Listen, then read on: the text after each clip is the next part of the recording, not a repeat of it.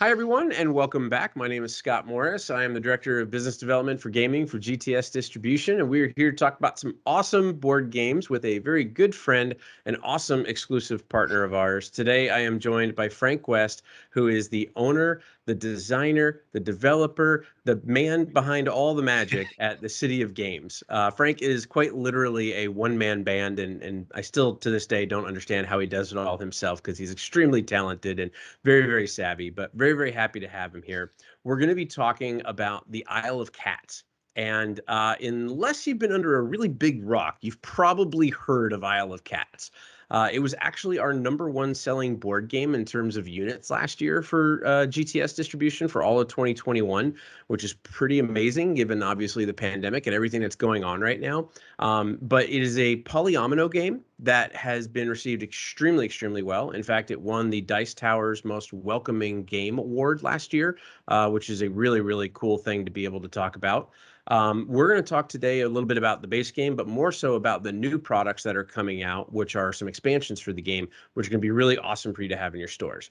But as always, most everybody doesn't come here to hear me talk. My face was made for radio. So I'm going to let Frank take over and start talking about a lot of his awesome stuff. And we'll kind of interject some conversation and some questions along the way. So, Frank, thank you so much for joining. I really appreciate it. And my friend, the floor is all yours.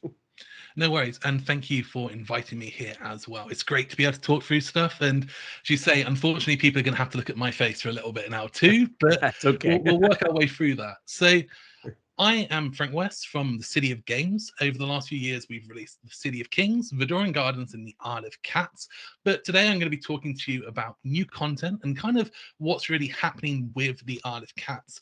As Scott said, this game has been a huge hit over the last kind of 18 months or so, breaking kind of GTS's top selling games. It won awards from the Dice Tower. It's been in the top 100 on Board Game Geek, and it's been doing really, really well. But if you're not familiar with it, I'm going to give you a quick overview. So, The Isle of Cats is a 60 to 90-minute card drafting, resource management, and tile placement game. So you're going to be rescuing these cat tiles, you're going to be placing them onto your boat, and over 5 rounds, you're going to try and complete different objectives and score the most points as you can. This game has been really well received because it is a welcoming game. It's a game that you can play with anyone. It's not too complicated, but it does have some extra layers of depth. But as well as that kind of standard game, it has two other sides to it. It has a solo mode, which is a custom designed solo game that you play against your sister, that's kind of this AI driven character. And that in itself has also been kind of well received and kind of won various different kind of awards because it's a very unique and very interesting solo mode. And alongside that, there's also a family mode within the game, which is a shorter version of the game that you can play with young children and less experienced gamers. This means that you can kind of bring anyone to the table, and you can either start with that simple one page of rules that's going to get you going, and then you can work up to the bigger game, or you can dive straight in if you're a more experienced gamer. Alongside the Isle of Cats, when we released it, it also came with the Late Arrivals expansion, which upgrades the game to allow you to play with 5 and 6 players. By default, it's a 1 to 4 player game, but with this expansion, you can add 2 more players. And if you don't want more players, it still adds additional content to the game, making it still suitable for people playing the solo game, 2 players, 3 players, or 4 players. Now, before we jump into the new content, there's a couple of changes that I'd like to briefly talk about because over the last 18 months, I've been taking a lot of feedback, kind of monitoring different stuff that's happening. And you'll be pleased to know, if you've not already seen it, that in the latest print, we've actually changed the side of the box. There are 2 kind of major changes we've done with this. One of them is just a slight visual enhancement, just to make it look a little bit tidier, a little bit prettier when on the side in your store. But the other one is we've also separated the kind of player counts, the age, and the times into the standard and family modes, because it kind of became apparent that people looking to play with young children didn't want a 60 to 90-minute game, and people wanting a slightly more bigger game were concerned by the fact that it said it was for 8-year-olds and up. So now we've kind of clearly identified that 1 to 4 player 60 to 90-minute mode for 12-year-olds upwards, and separated out the 2 to 4 player family mode, which is more of a 30 to 60 90-minute game for 8-year-olds and older. This is going to help a lot in stores because it's going to give people access to that additional information and hopefully make it more accessible to a wider range of people. So with the box changed, we're about to release 2 new expansions, the Kittens and Beasts expansion and the Boat Pack expansion. Now, I'm sure a few of you are immediately thinking, like, why 2 expansions at once? Why are they 2 different boxes? And what's kind of the situation here? And to answer that, this is because we're trying to approach where both expansions can be played by anyone, but they both kind of address different groups of players. So the Kittens and Beasts expansion is a slightly bigger, slightly more expensive expansion that adds new content. So this will kind of change up the game and kind of make it work in different ways whilst adding more features and more rules. Whilst the Boat Pack is designed for people that they don't want to change the game. They love it how it is. They don't want more rules. They don't want more pieces. They just want more variety. They want to kind of change some of those decisions without impacting the gameplay. So let's kind of briefly dive into them. We'll start with the Kittens and Beasts because it's a slightly longer, bigger kind of expansion, and it's broken down into 3 different modules. First is the Kittens module, and as you can probably see, this kind of has 2 parts. One of them is the fact it's adding cute kittens to the game, and obviously a lot of people are going to be very excited about this artwork. It kind of attracts eyes, and people have been wanting the kittens to join the cats for a long time. From a gameplay perspective, this is a very simple plug and play module. It doesn't really add many rules, it only adds the kitten tiles, but it's designed to give people kind of a little bit more control and make it a little bit easier for them to get certain smaller tiles, cats of certain colors. It gives them that flexibility, but it also works with the family, standard, solo, and 5 to 6 player mode. So it's kind of works for absolutely everyone, just gives them a nice little increase of kind of mechanics whilst introducing these kittens. But then as we kind of work our way across, we get to the Beast module. And the Beast module, again, this is designed to kind of appeal to those people who kind of aren't fans of cats. You know, there are some people out there who have been playing this game moaning that it's just cats, and other people who obviously like the cats. So these beasts are kind of there just to help appeal to a wider audience, whilst obviously not taking away from those cats. We introduce water dragons, turtles, we've got various dog type creatures, all sorts of fantasy creatures that you can imagine, just to give that kind of broad spectrum of appeal. From a gameplay perspective, just like the kittens, this is workable in all the modes. So the family mode, the standard, the solo, and with 6 players. But this module adds a little bit more complexity. It's designed to give people an idea kind of at the start of the game, rather than just having a look at everything and thinking, I've got so many options, like what am I meant to do? This is there to give some guidance. So it adds a little bit of early game guidance whilst adding a few more decisions to those people wanting it. Now, the final kind of expansion module within this Kittens and Beasts box is the events module. And this one's really interesting because whilst the last 2 have been designed to kind of add just a little bit extra, just something that's kind of nice and friendly, casual and easy to play, the events module is a little bit more complicated. And this module is more designed for people that want to take the Isle of Cats and make it that little bit more tricky. People who like the full 90-minute experience, people that want to have a little bit more of a puzzly time. So this one will only work with the standard and solo modes, but it uses the existing rule set of the game and just adds another layer of difficulty. So while in the base game, you're going to score points just at the end of the game, the events module is going to give you ways to score points in every round of the game, effectively making you have to kind of pay more attention to your current state rather than just working towards the end game state. Now, on top of these 3 modules, there's other various things, more cards, more lesser modules, and so on. But these are really the key features of this expansion. The modules are clearly explained in the rulebook, kind of giving people an idea of where to start, kind of where to move on to. So whilst it's not a campaign game, it does kind of layer out that you want to play them kind of and get used to them before you just chuck everything together. This is really designed for people who enjoy the Isle of Cats to be able to add more layers, but to customize the game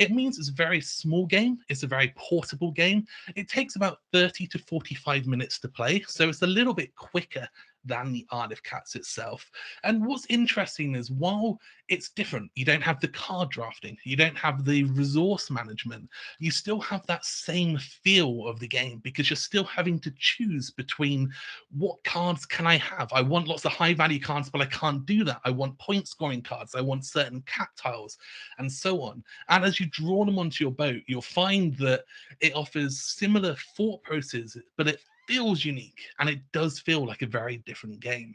So Explore and Draw, the Boat Pack, Kittens and Beasts, all going to be available soon. And that's everything I'd like to talk about for now. That's a lot too, all at once, and it's awesome.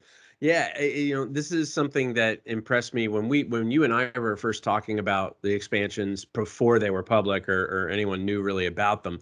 I remember you were kind of talking through how each one of these were going to target a different type of customer that is either already engaged with the Isle of Cats or someone that, could be brought into the Isle of Cats with this, right?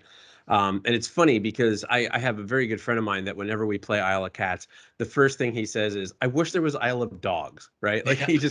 he's like, I don't have a problem with cats. I'm just a dog person, so I wish there was Isle of Dogs. And the first thing he saw when he saw the Kittens and Beasts expansion was he was like, "That's awesome. That's variety. Like I'm Yeah. excited about this now," right? So it was neat to see that kind of reaction to him and everything. And you and I have always kind of joked about, do we have Isles of Dogs and Isles of Mm. Lizards and Isles of Penguins? And like, it gets out of hand, And right? this Craziness is like. one of the things I think that kind of makes these expansions so special is it's very common when a game releases, and like the Isle of Cats, and it's got a demand, it's successful to kind of try and rush out these expansions and kind of jump on top of that. But in this case, I wanted to take time to watch. So rather than releasing an expansion straight away, I wanted to make sure people were playing the game. And I read through thousands of comments and reviews and videos, and I Yeah. watched for what people wanted, what people didn't want. And these expansions are really designed for what I want to add to the game, but at the same time, really ticking as many of those boxes as possible. These aren't just ideas that have been there since the start. These are Right. what I'd refer to as a solution for the demand from the people who are already playing the game. And That's this a is why they've been designed. radically crazy idea. Listening to the consumer base and giving them what they ask for. I mean, that's radical. Well, exactly. Someone's got to do it. But this is Right. it's why it's so modular as well, because people are enjoying the game. We've sold hundreds of thousands of copies of the Isle of Cats. Yeah. People are happy with the game. So the last thing I want to do is bring out an expansion that says, here's twice the amount of stuff. Let's ruin that experience. So letting people pick and choose the bits they want and to kind of craft that experience to Yeah. better define what they want the game to be is a really important thing to me. And so far, obviously the feedback has been fantastic. People seem very excited, and it's going to be really, really great to have these out there. Sure. And I'm really excited, obviously, because amidst a chaotic world of shipping and logistics challenges and how wild everything has been, we're actually right on track for a delivery in the time frame we were looking at, right? We Mhm. originally had talked about March, maybe early April timeframe, depending on shipping and everything. And I know you're in the process of doing Kickstarter fulfillment right now, and then we are targeting releasing that to retail stores right after that. So it's really exciting to be on par with that, especially like you said earlier, with such a big shipment, right? Just the expansions alone, but then adding in the Explore and Draw, right? So that's very exciting. I should Exactly. And point it's out to good. so it's just been such an important part of this because we've got such a good reputation with the game that getting it out there on time and kind of fulfilling and getting it into stores at the time that we've promised people has been as important to me as anything else, because we've all seen delays, we've all had problems, and it always kind of it takes a knockback, right? The excitement kind of gets blown away a little bit. So in this case, we've lined everything up, and we've been lucky in that we've managed to somehow pull that off. And it's just Yeah. really exciting to see all of those kind of cogs coming into motion, and we're all in that lineup to this kind of big retail release. Yeah. It's kind of funny. Yeah, I was thinking about this before we got on our time here today to record. I have this saying that I always kind of talk about where, to me personally, the games that really like trigger me as a consumer are games that I can play with my grandkids or my grandparents or my gamer friends in the middle, and something that can appeal to everybody. And it truthfully is very hard to do that, right? Yes. It's kind of like I always say that it's very hard to make a game that plays well at two players that also plays well at six players. Mhm. But this game has hit every chord. And I think it's one of the reasons that it's been so successful is that I could sit down with a 7-year-old or an 8-year-old and play a 2-player or 3-player game as a family mode in, like you said, like 30, 45, 60 minutes.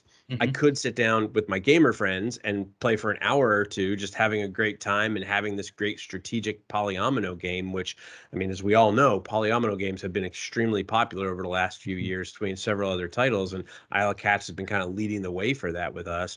But then I also can sit down and it's a game that I don't have to make excuses for if I'm going to explain it to someone who Hmm. doesn't play board games. If I were to sit down at, a senior night with, my mother and her friends and say, "Hey, I want to teach you this game," and it's about cats and you're saving them from an island, like there's not going to be a lot of questions. Whereas if I were to come in and sit down and go, "So, you're Gimli the dwarf," there's a lot of questions that all of a sudden And come up about that, right? it's such a funny thing with the Isle of Cats because when the game was designed, I mean, I'm someone like many gamers. I've got 600, 700 of my own games in my collection. I play lots and lots of board games. Obviously, I've designed several games, and I have a mother. I have a mother who has zero interest in board games. She's no matter how many Christmases I've taken the perfect game back, she's never wanted to touch it. And all of the games I've designed, she's never wanted to touch. And when the Isle of Cats came out, she came to visit, and I said to her, what do you want to do today? And she was like, well, with the Isle of Cats, you've always said that it's designed for anyone to play it. And I was like, yeah, but not people like you. Like you're not anyone. You're like the anti-board gamer, right? And we sat down, and I was pretty nervous, and it was the most amazing time. And like we finished the game, and the first thing she said was, "Can we play it again?" And we ended up sitting there for a few hours and played multiple times through that family mode. Nice. And it really kind of ticked a box. And obviously, I'm biased, it's my mother and so Sure. on, but it was such an amazing experience for me because That's cool. I've played the Isle of Cats with my real hardcore gamer friends, people where we're sitting down and playing kind of, Vital de Sada kind of like 2, 3, 4 Right. hour kind of big giant games. And they've enjoyed the Isle of Cats. I sat down with kind of 5 and 6 year olds and like my mother, and they've enjoyed the game. And it is just so fascinating to see it kind of ticking those boxes at It's awesome. every different level. And I think a part of that probably comes down to the fact that I like complex games, but I've Sure. tried to design this to be child friendly with those kind of underlying decisions where the rules are simple, but that strategy inside just kind of keeps going in. If you find it and look for it, you're going to Yeah. find that you have more and more decisions that you can be making. Whilst newer players, they're just not even going to see it. They're not going to worry about it, and they're just going to enjoy it for what it is. Right. Right. And it doesn't hurt that it's beautiful to look at. The artwork is Yes. stunning, right? You also talked a little bit about the changes to the side of the box, and this Mhm. is where I kind of jump into kind of the weird details that I love to just like point out for retailers. But everyone would love to be able to have every game facing out in their store. Like Mhm. that's utopia, rainbows and unicorns, everyone's happy.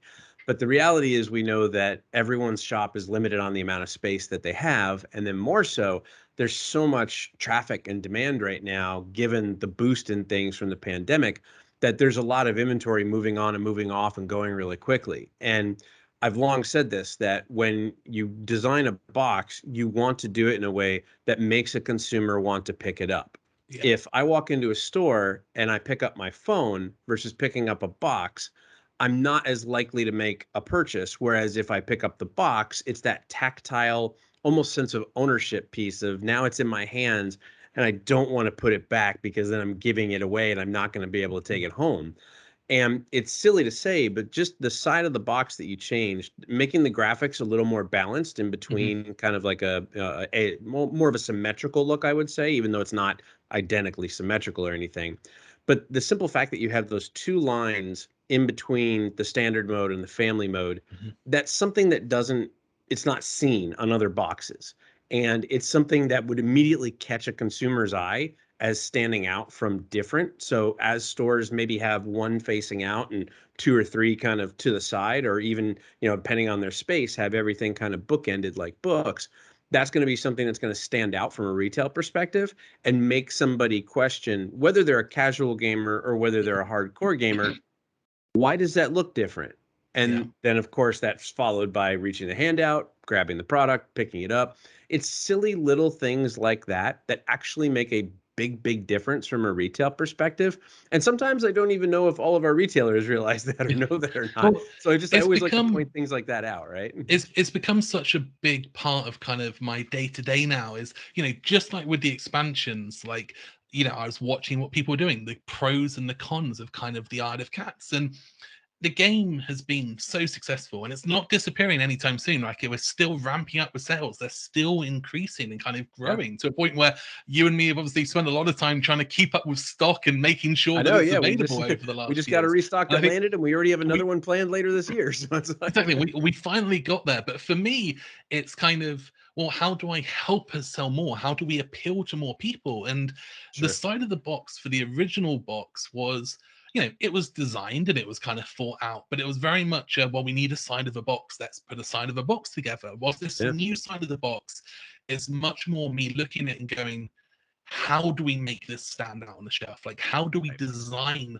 this side of a box to look good on someone's shelf, to look good, to sell the game, and to be kind of more approachable? And with all of my games moving forward, I'm going to be spending just as much time on that side of the box as the cover from now on, because That's awesome. I'm starting to realize that, every retail store I go into, more games are on their side than on the front. And, Yeah. that's an important part. And often, even if they are face on, and I'm sure many of you know this, someone will come in, pick it up, and put it back on sideways, and it won't Yep. be face on anymore. So, yeah, it's something that I'm really glad that kind of we've been able to do with this new print, and I'm really looking forward to seeing how that kind of plays out for people. Yep, that's awesome. That's awesome. So, just as a reminder, all of the items we've talked about are all available to pre-order right now. So you can do that by either going to gtsdistribution.com or contacting your account manager and get those pre-ordered for you.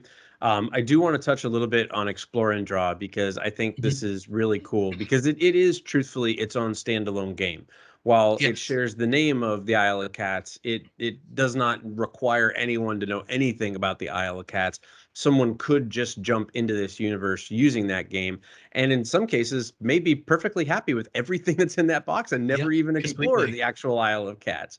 But it's funny that you called it a roll and write because I just had this debate with a friend of mine the other day about how there seems to be games that get put into the roll and write category, Mhm. which it's a optional thing of like, hey, there's a random thing that's generated, and then we're going to write something. And you don't really roll cards, of course. I mean, unless No, you're of really, course. really skilled. And if you are, you should be in Vegas. But that's another story for a different webinar.